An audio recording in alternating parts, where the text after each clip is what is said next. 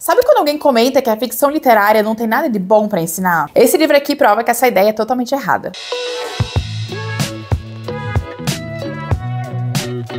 Oi pessoal, tudo bom? Eu sou a Cat, sejam todos muito bem-vindos de volta ao canal e hoje eu quero falar sobre O Cavalo Amarelo, o livro da Agatha Christie que eu li recentemente e que, como eu comentei lá no início, ele tem conexão com algo real porque esse livro salvou vidas. Eu vou explicar pra vocês ao longo do vídeo como é que isso aconteceu, mas lá pra parte final eu vou dar alguns spoilers, mas eu aviso antes de acontecer, tá? Porque pra eu contar como é que esse livro ajudou a salvar pessoas, eu preciso contar o plot twist do livro. Aqui no começo eu vou te contar um pouquinho sobre essa história. Esse livro da Agatha foi publicado em 1961 e ele traz uma trama um pouquinho diferente. Nós teremos aqui um narrador chamado Mark Westbrook, que ele é um escritor e historiador que narra boa parte da narrativa em primeira pessoa. O Mark é um cara pacato que vive uma vida muito normal, muito simples. Um dia, inclusive, ele tá num bar em Chelsea tomando um café quando ele vai escutar uma comoção ao seu lado. E tem duas garotas brigando, se puxando pelos cabelos por causa de um homem. Ele acha a cena toda lamentável, mas também não tem nada a ver com ele. Dias depois, para sua surpresa, ele lê no jornal que uma daquelas jovens foi encontrada morta. Ela morreu de uma doença. Mas, novamente, não tem nada a ver com ele, então ele empurra a questão pro fundo da memória. Ao mesmo tempo, nós teremos uma outra narrativa narrada em terceira pessoa que conta algumas outras coisas que estão acontecendo. E nessa outra narrativa, a gente vai descobrir o nome de um padre que ele vai atender uma mulher no seu leito de morte e ela faz a ele uma confissão. Ao final dessa confissão, esse padre sai dali com uma lista de nomes, que a gente não sabe o que é, o que significa. E esse padre será assassinado. A narrativa do Mark e a narrativa do padre vão se encontrar quando o Mark tiver acesso a essa lista. E a trama vai começar. Ali a gente vai ter uma série de coincidências que vão fazer com que o Mark e a lista se encontrem, que eu não vou contar pra vocês pra não estragar nenhuma surpresa, mas digamos que numa determinada noite ele tá com um grupo de amigos reunido pro jantar e no meio desse grupo surge uma conversa sobre como seria interessante você poder ligar pra alguém, encomendar o assassinato, como seria fácil. E uma das meninas da mesa, que é descrita como uma moça muito tola, ela diz, nossa, mas isso é possível lá no Cavalo Amarelo. E o Mark fica, o quê? Como assim? Encomendar um assassinato no Cavalo Amarelo? E a menina logo se fecha porque ela percebe que ela falou mais do que devia. É difícil falar desse livro sem explicar essas conexões, mas o Mark, a lista do padre e o Cavalo Amarelo vão se encontrar em algum momento. Vai ter toda uma questão ali. Acontece que o Mark, mais lá pra frente, ele entende que essa lista de nomes são de pessoas que nos últimos tempos morreram. Só que todas elas morreram de causas naturais. Só que essa lista de nome tem uma conexão com esse Cavalo Amarelo, que é o antigo estábulo que virou uma residência onde moram 3 mulheres. Mais um enigma. Essas 3 mulheres que moram no Cavalo Amarelo são consideradas bruxas na comunidade. O pessoal diz que elas são videntes, que elas têm premonições, elas têm uma reputação ali naquela cidade. E o Mark, ele vai começar a levantar a hipótese de que essas pessoas da lista que morreram e que têm uma conexão com o Cavalo Amarelo talvez tenham sido mortas por algo que aconteceu ali naquela casa, na casa do Cavalo Amarelo. Mas ele não consegue explicar como esses assassinatos foram cometidos. Porque o livro tem todo esse lado do ocultismo, das bruxas. E ele diz, não é possível que essas mulheres tenham lançado algum tipo de feitiço para matar essas pessoas, porque isso não existe. Eu não posso acreditar que essas pessoas tenham morrido dessa forma. O livro vai brincar um pouquinho com essa ideia do ocultismo, e se seria ou não possível matar alguém com a força do pensamento,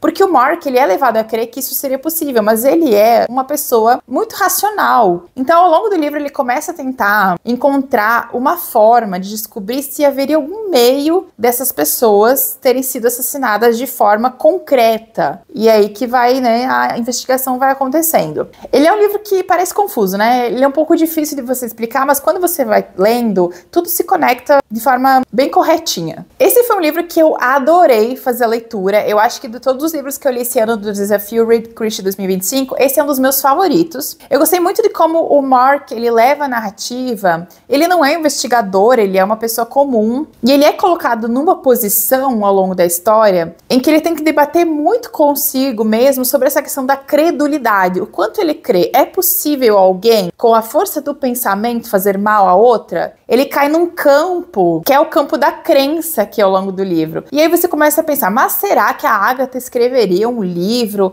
onde, no final das contas, os assassinatos foram cometidos pelo poder da mente? É a Agatha, né, gente? É claro que ela vai tirar um coelho da cartola ali no final e eu achei muito bem colocado. Outra coisa que eu gostei muito nesse livro é a mensagem final dele, quando a gente descobre toda a verdade. Ela deixa muito implícito que todo assassino é uma pessoa medíocre. Quando você descobre toda a trama que existe por trás do cavalo amarelo e daquela lista de pessoas e de quem é que estava organizando aquilo tudo, ela faz muita questão de te dizer que essa pessoa, por mais que ela tenha sido muito esperta, por mais que ela tenha criado todas as situações ali do livro, todo assassino é um ser humano pequeno. É uma pessoa desprezível que não deve ter toda a atenção que ele acha que deve ter. Então eu achei que essa foi uma mensagem muito interessante pro final desse livro, que vai inclusive contra uma ideia quase moderna que a gente tem ultimamente e que é até assustadora, que é essa coisa da glamorização dos assassinos, né? Todo lugar para que você olha, seja no streaming, nos livros e tal, às vezes parece que as pessoas colocam os assassinos em um pedestal de grandeza, como se eles fossem muito mais importantes do que as vítimas que infelizmente padeceram nas mãos deles. Mas nesse livro ela deixa super claro no final que o assassino é uma pessoa patética. Ele se acha muito esperto, mas ele não é melhor do que os outros. Inclusive tem uma frase muito boa aqui que diz o seguinte: ó, o criminoso quer ser importante, mas nunca o será, porque jamais deixará de ser menos do que um homem. Então, achei muito legal isso também.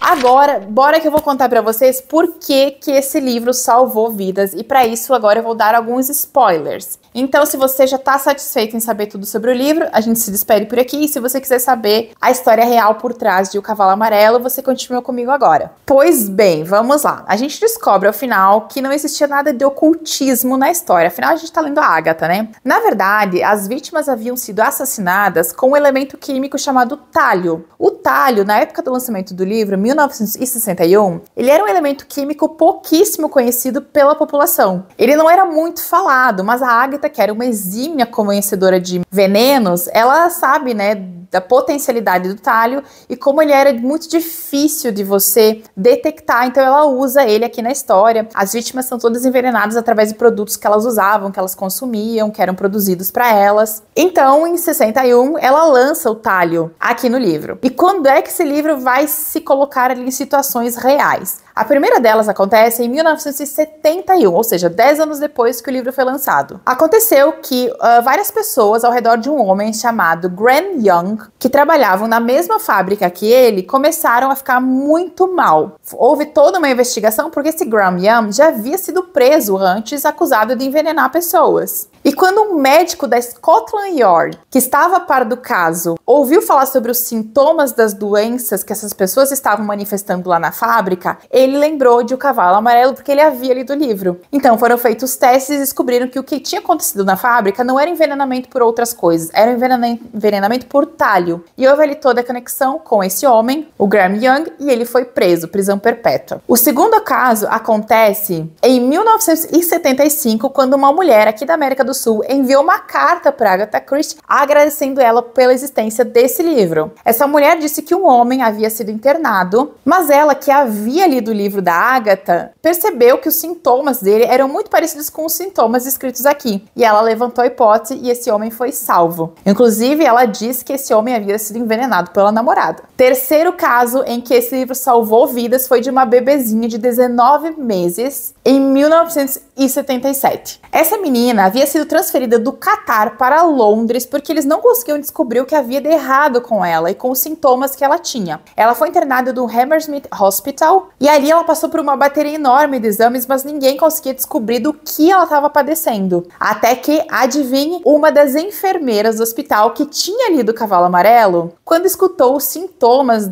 que estavam acometendo a bebê, ela levantou a hipótese de que talvez fosse um envenenamento por talho. A Scotland Yard fez os testes e era mesmo. E a partir daí ela foi tratada e sobreviveu. E eles descobriram que ela havia ingerido o talho através de um inseticida. Então o que esse livro fez, à época do seu lançamento, foi tornar público os sintomas do envenenamento do talho, que não eram comuns, não eram fáceis de serem identificados. Claro que algumas pessoas também falaram o contrário. A partir do momento que você expõe isso no seu livro, você torna mais fácil que as pessoas tenham conhecimento e queiram usar. A gente sempre sabe que existe essa dubiedade em relação a alguma coisa. Mas nesse caso aqui, o fato do talho estar no livro e ter os sintomas descritos fez com que as pessoas começassem a ficar um pouco mais ligadas em relação a isso, porque ele era um elemento químico que quase não se falava à época. Nem nas áreas da saúde se falava sobre o talho, tanto é que a gente viu aqui, né? Em 2 casos, a conexão com a área de saúde foi extremamente importante, inclusive no último caso, que foi a enfermeira que leu o livro e conseguiu reconhecer. Então, da próxima vez, quando alguém falar pra você, nossa, mas literatura de ficção não serve pra nada, você não aprende nada, o que a gente sabe que é uma grande mentira, uma grande besteira, você envia o meu vídeo ou indica esse livro aqui e conta essa história. Esse é um exemplo maravilhoso de como a ficção extrapola a 4ª parede e acaba tendo influência positiva no real. Agora me conta, você sabia sobre essa história em O Cavalo Amarelo? Eu fiquei simplesmente fascinada quando eu comecei a ler sobre isso. E sinceramente, eu só aprendi sobre o talho nesse livro. Eu nem fazia ideia da existência desse veneno. E a Agatha, eu acho que nem sei se ela imaginava que ao usar de uma artimanha tão engenhosa dentro da sua narrativa, ela acabaria desencadeando uma cadeia que na verdade foi bem positiva. Eu li nessa ediçãozinha aqui da LPM e deixa eu lembrar vocês que vocês têm um cupom de desconto de 25% lá no site. É só você acessar o site da LPM, aplicar o cupom que eu vou deixar descrito aqui embaixo, tá? O cupom é válido até o final do ano e você pode usar mais de uma vez. Então dê uma olhadinha lá, o catálogo da LPM é bem grande, diverso, tem muita coisa legal. Aproveitem. Espero que vocês tenham gostado de saber um pouquinho mais sobre O Cavalo Amarelo. Foi um dos livros mais legais que eu li até agora da Agatha, com certeza vai estar entre os meus favoritos. O link tá aqui embaixo, tá? Beijão e a gente se vê no próximo vídeo.